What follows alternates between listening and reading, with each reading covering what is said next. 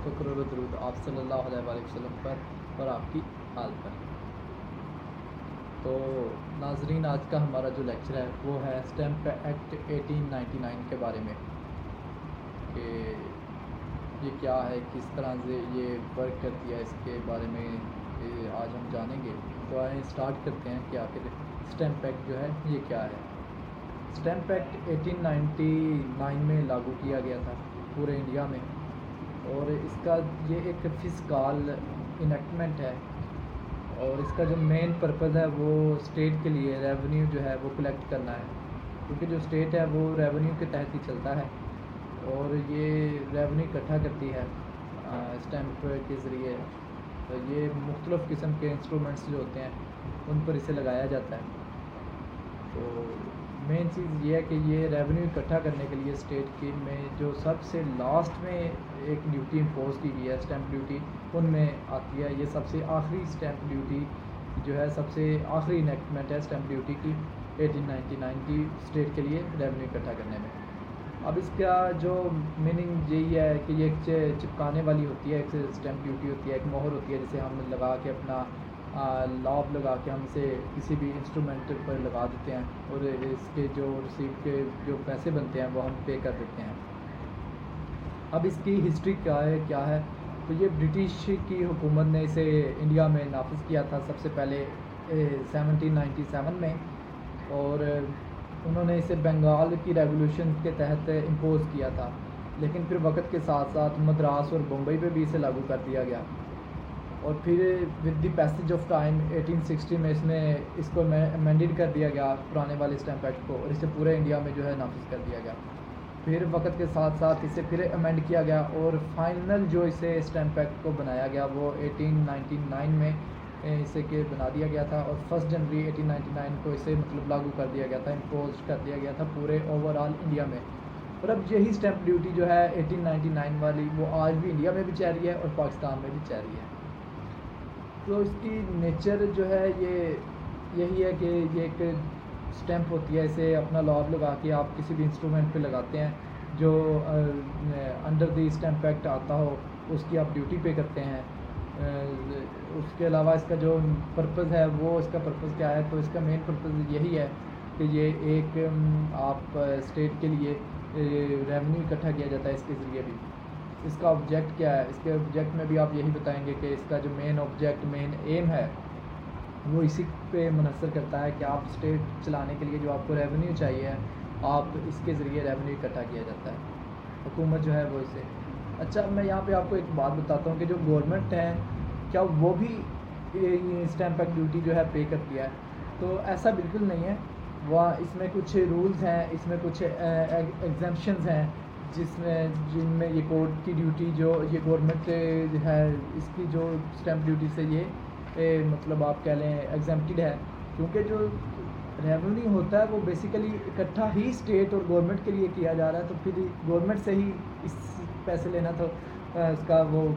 वजह ही नहीं बनती, इसलिए वो गवर्नमेंट जो है इससे एग्जम्प्टेड है। उसके अलावा भी कुछ ऐसे डॉक्यूमेंट्स हैं जो इससे मतलब आप कह लें कि फ्री हैं, एग्जम्प्टेड हैं, जिनमें से आपको मैं थोड़े से अभी बताऊंगा भी, वो भी मैं आपको डिस्कस करना चाहूँगा कि ऐसे डॉक्यूमेंट्स जो गवर्नमेंट के हक़ में बनाए जाते हैं, या गवर्नमेंट के किसी भी सफ़ीर जो है वो इसे बनाता है, या इन दी फेवर ऑफ गवर्नमेंट बनाए जाएँ, तो वो एग्जम्प्टेड होते हैं स्टैम्प ड्यूटी से। ऐसे डॉक्यूमेंट्स जो हैं वो स्टैम्प ड्यूटी से एग्जम्प्टेड होते हैं। उसके अलावा अगर कोई मुआहदा जो है वो किया गया है जहाज़ के ऊपर, बहरी जहाज़, बहरी कश्ती के ऊपर, तो वो भी जो है वो इससे एग्जम्प्टेड होगा, क्योंकि अगर, लेकिन इसमें कंडीशन आ जाती है कि अगर उस जहाज़, उस शिप के जो वो पहले से ही उसकी पेमेंट हो चुकी है स्टैम्प बाय मर्केंट शिपिंग एक्ट 1894 के तहत, या एक्ट 19 जो है 1838 वाला उसके तहत, या रजिस्ट्रेशन ऑफ शिप्स एक्ट जो है 1841 वाला उसके तहत, तो उन्हें इस पर जो है वो एग्जम्पशन जो है वो मिल जाती है। और इसके जो ऑब्जेक्ट हैं कि किस लिए ये स्टैम्प एक्ट को मतलब किया जाता है, अगर ये ना होगी तो आप ये एक सबूत होता है, एविडेंस के तहत आप इसे कोर्ट में जो है स्टैम्प एक्ट को पे करते हैं। इसके अलावा इसकी जो पब्लिक ऑफिसर्स हैं वो स्टैम्प के बगैर जो आपको चीज़ें हैं या आपके इंस्ट्रूमेंट्स हैं उनका लेन देन करने से इनकार कर सकते हैं। आपकी ये एक लॉ, इसका ये जो स्टैम्प एक्ट है आपके इंस्ट्रूमेंट्स को, आपके मुआहदे को, आप किसी भी चीज़ का लेन देन कर रहे हैं उसे ये पावर देता है, कानून के तहत उसको सिक्योर कर देता है। इसका मेन एक ऑब्जेक्ट ये भी है कि ये आपकी पेमेंट को जो है वो सिक्योर कर देता है, आपके मुआहदे को, आपके लेन देन को जो ये सिक्योर कर देता है। और इसकी एक रिसिप्ट जो है वो आपने अपने हासिल करनी होती है जब आप कुछ भी आप स्टैम्प ड्यूटी पे करते हैं, तो आपको एक जो है वो इसकी जो मतलब आपको एक रिसीप्ट जो है वो गवर्नमेंट के इदारे आपको बना के देंगे। जहाँ भी जिस भी ऑफिस में आप अगर कोई भी इंस्ट्रूमेंट जो है आप उसके पैसे अदा कर रहे हैं जिसकी कीमत 20 रुपीज़ से ज़्यादा है, तो वो आपको एक उसके बदले में एक रिसीप्ट जो है वो बना के देने के पाबंद हो जाते हैं। अब किन किन कंडीशंस में वो आपको रिसीप्ट जो है वो हासिल होगी, अब उन्हें भी डिस्कस करते हैं। तो रिसीप्ट जो रिसीप्ट है वो आप तब रिसीव कर सकते हो जब आप कोई मुआहदा जो कर रहे हो, जो आप ड्यूटी जो है आपकी जो तो आप जो मनी है वो आप पे कर रहे हो 20 रुपये से ज़्यादा, या जिस चीज़ के ऊपर आप जो मूवेबल प्रॉपर्टी है उसके ऊपर आप पे कर रहे हो जिसकी कीमत 20 रुपये से ज़्यादा हो, फिर भी आप जो है आपके ग्रांट ऑफ रिसीप्ट जो है वो आप लेने के हकदार हो जाते हैं। उसके अलावा अगर आप कोई ऐसा कंप्रोमिसरी नोट जो है या बिल ऑफ एक्सचेंज कर रहे हैं जिसकी कीमत 20 रुपये से ज़्यादा है, तो उसमें भी आपको जो है वो मिलेगा, आपको रिसीप्ट मिलेगी। और ये वो गवर्नमेंट का बंदा या वो पब्लिक सर्वेंट जो है वो under section 30 of stamp act 1899 के तहत वो पाबंद है आपको रिसीप्ट देने का। अगर वो आपको रिसीप्ट नहीं देता तो आप जो है under section 62 and 65 of stamp act 1899 आप उसके ख़िलाफ़ कार्रवाई कर सकते हैं। ये उसके ख़िलाफ़ एक्शन लेगा जिसका जुर्माना होता है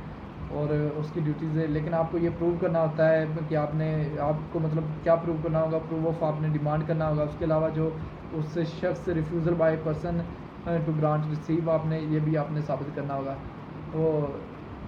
उम्मीद करता हूँ आज का ये आपको मेन इंट्रोडक्शन स्टैम्प एक्ट 1899 के बारे में आपको इसकी थोड़ी सी हिस्ट्री और सारा समझ में आ गया होगा। और अगर आप बाकी भी चाहते हैं कि मैं माइनर एक्ट्स जो हैं उनके बारे में वीडियोस बनाऊं तो प्लीज़ कमेंट करके मुझे बताएं। शुक्रिया, अल्लाह हाफ़िज़।